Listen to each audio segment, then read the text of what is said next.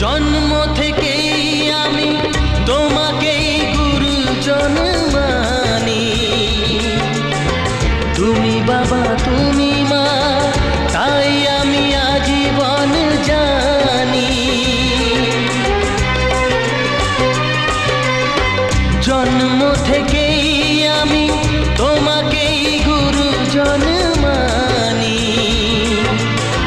তুমি বাবা তুমি মা তাই আমি আজীবন জানি। তবে কেন স্নেহের বাঁধন ভেঙে আজ হলো চুর চুর?